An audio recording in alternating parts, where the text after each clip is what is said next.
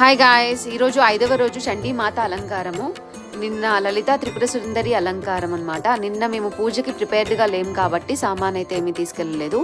ఈరోజు మేము కొంచెం ప్రిపేర్డ్గా ఉన్నాం కాబట్టి అమ్మవారికి పూజ సామాను అంతా తీసుకున్నాము. పొద్దున్నే 4ంటికి లేచి అమ్మవారికి అంటే స్టవ్ అవన్నీ క్లీన్ చేసుకొని అమ్మవారికి కావాల్సిన నైవేద్యము అన్నీ రెడీ చేసుకొని మేమైతే అమ్మవారి దగ్గరికి వెళ్ళాము.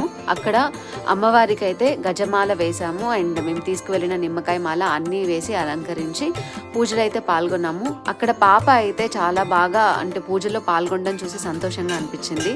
పాపనే అక్షంతలు దేవుడికి కావాల్సిన అక్షంతలు కలిపింది. అంటే నేను పసుపు, నెయ్యి, వాటర్ అన్నీ వేస్తే అండ్ పూలు వేస్తే మంచిగా కూర్చొని కలిపిందనమాట.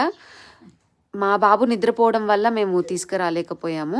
అమ్మవారు ఈరోజు కూడా అలంకారంలో చాలా అందంగా కనిపిస్తోంది అండ్ చాలా సంతోషంగా అనిపిస్తుంది డివోషనల్గా రోజు ఇలా పూజలో పాల్గొంటాం.